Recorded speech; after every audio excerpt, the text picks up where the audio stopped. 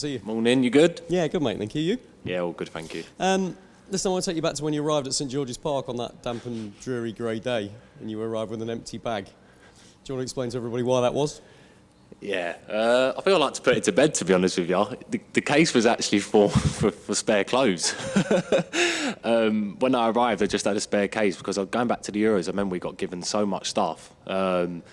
And I knew that taking a spare case would be needed to take home. So it's actually full up right now in my room full of spare clothes and trainers. So look, it would be nice to bring the World Cup trophy home in it, but at the moment it's got my spare clothes in it. Good man. I mean, look, I noticed after the Wales game there were no celebs really from you guys. You took the applause of the crowd and gave those back. But I got the sense that you thought, we haven't achieved anything yet, the real business starts now. Is that kind of the message around the camp? Yeah, definitely. I think we've had a real good focus throughout the three group games, three tough group games as well. But like you said, now we're obviously on to a bigger test. Obviously, we know Senegal's going to be really tough, and now we know that it's the knockout stages. We want to win, and if you don't win, obviously you go home. But that's not what we're aiming for. We're here to get to the end of the tournament. What do you expect from Senegal? Is this the toughest test you'll have faced so far? Yeah, I think so. Really strong, athletic team, some really good individual players. Didn't see their game against Ecuador, but been watching their other games. Just a really good team. I think it's our first time playing them, since I've been in the South anyway. So, look, we know it's going to be a really tough test. One of the key selection dilemmas, I mean, there's always key selection dilemmas for the manager, but it feels even more so this time, is the wide attacking areas. Saka and Sterling were great in that first game. Foden and Rashford outstanding in that game against Wales. I'm guessing you wouldn't want to be in the manager's position to pick those. How do you see it? Yeah, it's obviously tough. I think what's so good about our group here is that we're all so supportive of each other.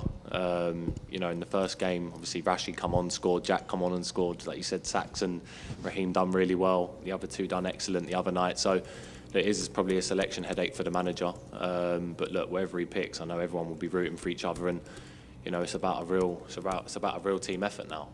If you want to get to the end, you're going to need a full squad. So look, we'll be really supportive of whoever the manager picks. Hi Declan, Alex Howell, BBC. Just to follow on from that, there's a real sense of the strength in the squad when the substitutions the manager was able to make. Do you feel the strength and depth you have in the squad and the quality, and where do you think it ranks in the teams in the tournament? Yeah, I think it's top. It's top level. It's always nice to know that you can bring players off the bench that can instantly change the game. Whether that's, we're drawing 0-0 and, we need to freshen up front, or, we need to change the legs in midfield, or even at the back. We've got players that are world class that can come on and change the game instantly. And throughout a World Cup, you're going to need that quality. So I think it ranks really, really high amongst other squads in the tournament. A lot's made about having options and how it pushes players. How does it make you feel that that if you were to drop off those players who could step in, you might not get back in the side? Yeah, that's what the competition is all about. It's really healthy. But like I said, we're at a World Cup, and I'd do anything to win the World Cup. So if that means someone coming on and playing really well, I'd want that to happen, because there's one goal we all want to achieve. So I think it's really important that the squad of players we've got here is really strong and united together. There's a bit of time between the last game against Wales and the knockout game. Is that what you want as a player, time to prepare and to rest, or do you prefer them coming faster? Yeah, you know what, it's been a little tough on the legs. The 3 games, obviously in the middle of a season. So to have that extra day is probably really nice. I know if we come second, we'd have been playing on the Saturday. So to get that extra day, we've been able to maximise that. And today will be like a second day recovery type session. So yeah, no, it's really good to probably get an extra day recovery and feeling fresh.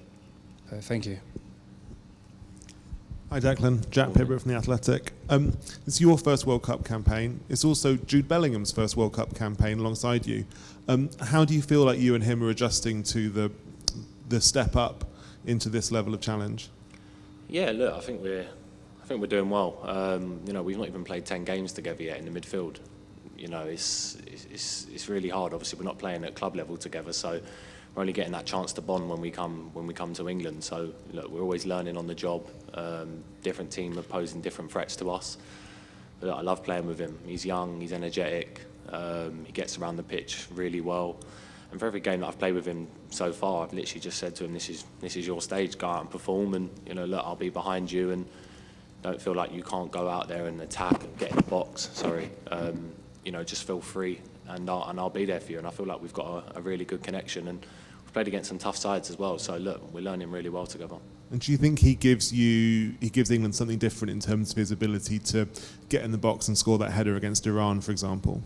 Yeah, I think he showed that side to his game. I think this season extremely well. There's been a lot of goals he scored this year where he's made that late bursting run into the box and scored. He didn't really do that much last season, but this season he's really added that to his game. So if we can keep him at that level where he's landing in the box. Lampard was the best at it, arriving really late. He's really starting to show that now. So hopefully he can keep producing for us. Amy, do you want to grab the mic? Hi Dick, Morning. Amy Pickering, Stats Perform. Can I ask you about Marcus Rashford? He's obviously your top goal scorer at the tournament so far. What characteristics does he have that makes him such a threat? And at the moment he's leading the standings for the Golden Boot. Do you think he can get that at the end of the tournament? Yeah, without a doubt. I think from the first moment I come into the England setup, I said Marcus is one of the standout people I was so surprised by.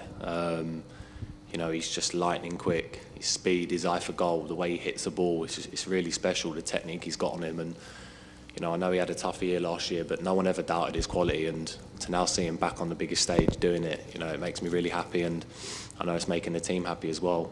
And going to the Golden Boot, listen, there's no reason why he can't. You see he had a big chance in the first half. I think if he keeps making them attacking runs behind the back line, like he does for United, he's going to keep getting the chances. So it would be amazing for him to win the Golden Boot. I would be delighted for him if he achieved that.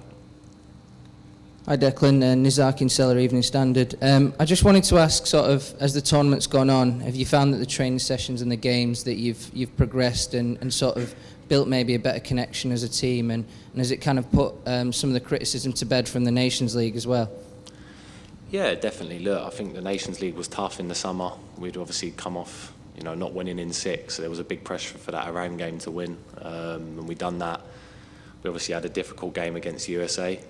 We always knew that was going to be tough, but then to beat Wales, all the noise around that, it was a complete controlled performance. Really dominated the game from start to finish. So, look, we're building really well. I think we're in a really nice position, and I think as in the step up of quality starts to arrive, I think you'll see our game start to keep arriving as well. So, look, we'll be ready for whatever comes. But I think we're in a really nice spot at the minute. Okay, we've got James and Nat this side, and then we'll go to Faye.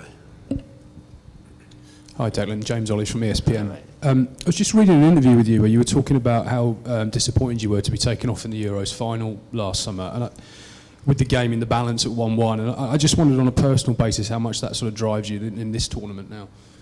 Yeah, it drives me on a lot. Obviously, you don't want to ever get taken off, in any game, let alone a final. But obviously, I've spoken about before, the manager sees something, and that's absolutely fine in that game.